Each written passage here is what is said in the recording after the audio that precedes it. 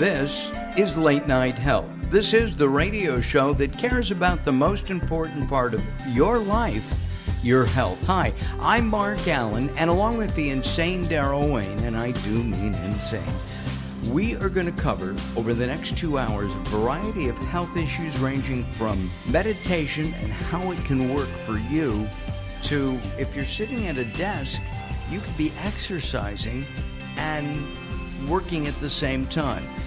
And a lot more. We're going to start by talking with my friend Pam Bayne, and we're going to be talking about work-life balance. We're going to be talking about the Evolutionary Business Council, and correct me, Pam, wildfire workshops, all of that and much more. I promised Pam that we would have fun.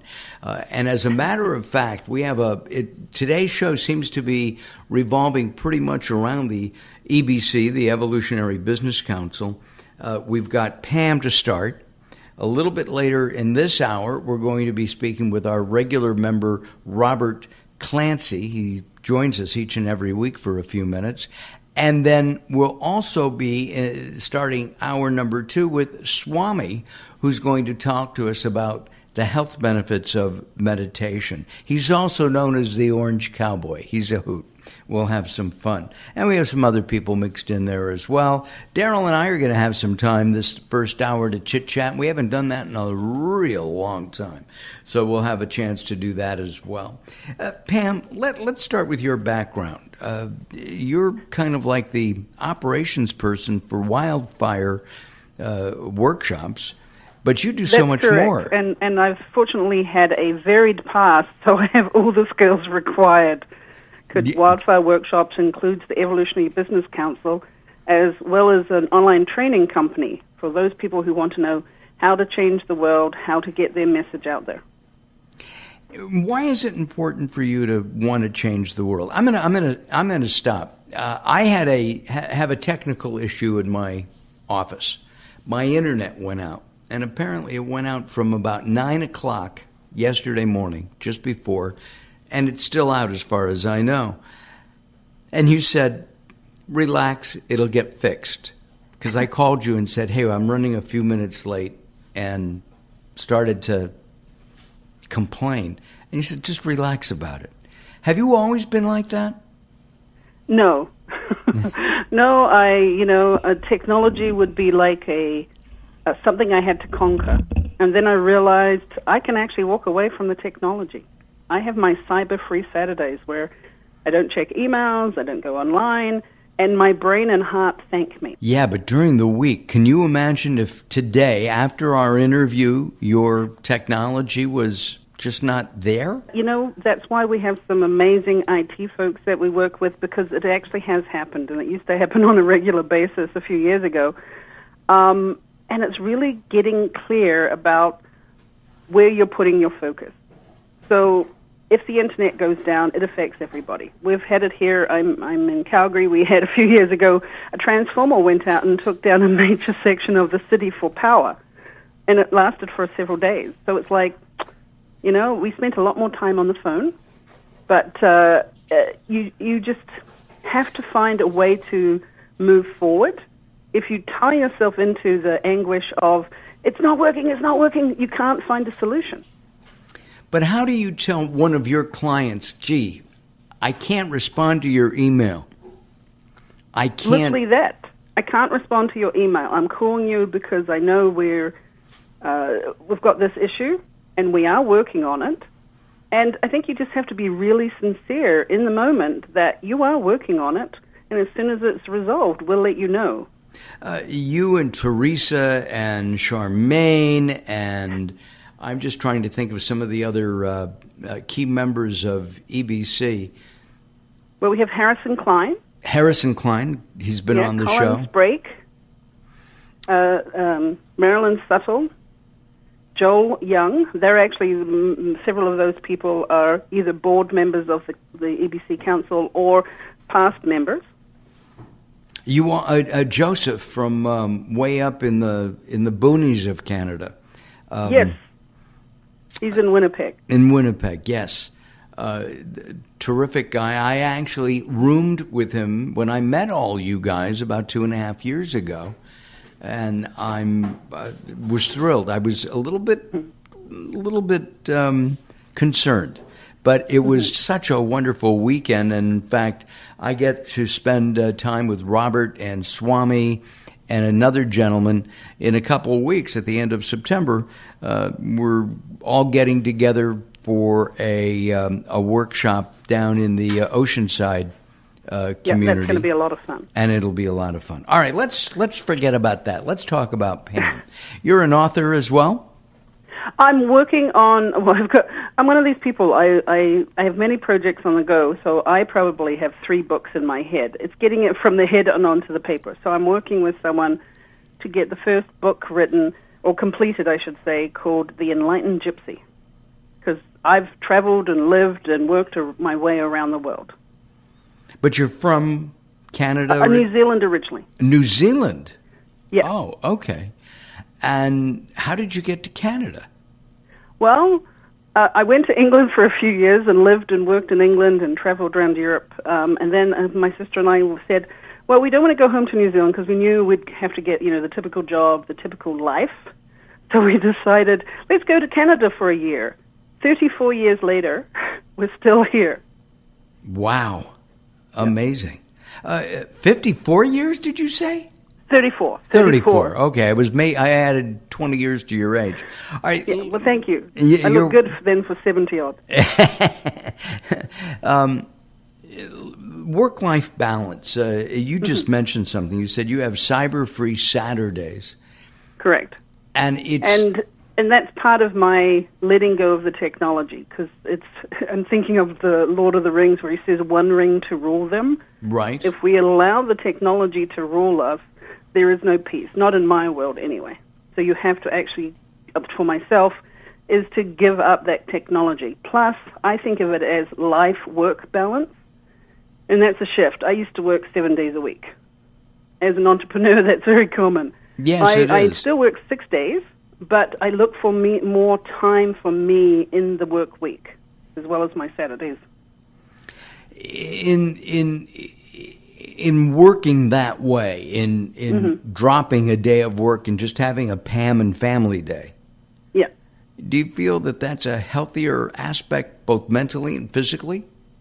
Yes, because my brain can rest, because we forget how much information is being poured at us.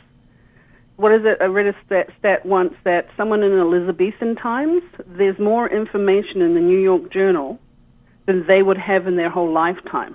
Yet, what's in the New York Journal, we're getting stats shoved at us several times a day. Plus all the updates that come exactly at the same time, right? I remind people you can actually turn your phone off. You don't have to get the notifications. I have a set time. Because personally I need that so that when I am out with friends, I can be with friends. I'm not checking my phone. Do you find it rude when you're out to dinner or in a meeting, they say, oh, I'm sorry, I've got to take this call? Not rude, but I can see how it takes away from the moment. Like if we look at those exquisite moments of being with friends, of connecting with people, because we're humans. We do need that connection. It makes me smile when I connect with people. It does interrupt that flow. But it's also, you have to accept people where they are. That's where they are in their life. I used to be them. And still occasionally, if it's, not Saturday, I will have to actually step away and take a call because it's business. I was out yesterday. I was actually in Oakland, California, and doing some TV interviews, and the phone rang, and it was my son, and I didn't know what it was about, but I had to take it. Now, it was 12 seconds. He said, hey, call me later, no biggie. He knew I was working. He had forgotten that I was out of town. My point is that I try to limit those when you're with somebody else. But there are times when, as you said, it's business, and you have to do something, right? Yeah, and also when you look at it, I live on the other side of the world from where I grew up. Most of my family's in New Zealand, some are in Australia. I've got friends in Singapore, England. You have friends all over the world. I know Yeah. you. So if one of them phoned me, I'd want to pick it up because it's the importance of that connection. But it's learning how to let technology enhance your life versus being ruled by it. Well, I'm telling you, I've got an idea for you, and that is book number 4 is Cyber Free Saturdays. There we go. There we go. Maybe we'll do that one together. There we go. There we go. We'll have plenty of time. I'm actually going to be Pam's assistant at the Evolutionary Business Council in Oceanside, and I look forward to that. We'll be doing a little bit of video work at the same time, but mostly I will be cleaning dishes and doing things there are like that. dishwashers, so the good news is we can, use technology when it's there to use. Oh, okay, and good. My mandate, too, when I have people who come and assist, is that they also get to be part of the program and you get to have fun. Like, even assisting, people think, you get to all the drudge work. Well, there is that aspect. We're having fun with our friend Pam Bayne. And we're going to take time out for just a moment or two. And when we come back, Pam and I will return. Don't go away. As Late Night Health continues, join us at latenighthealth.com and our new Facebook page, facebook.com/Late Night Health Radio. I'm Mark Allen along with Daryl Wayne. We'll be back. Don't go away.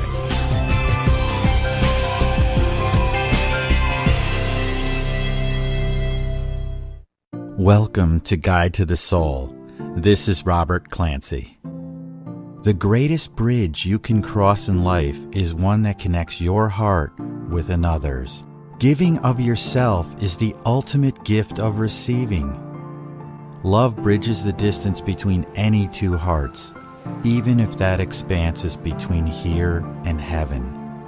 This connection is unbreakable when it's built upon true unconditional love. So why not love unconditionally? You're not giving up anything except your fears. Love is worth more than any one heart can ever hold. That's why it's meant to be shared. Isn't it time to use your heart to show the world how big infinity is?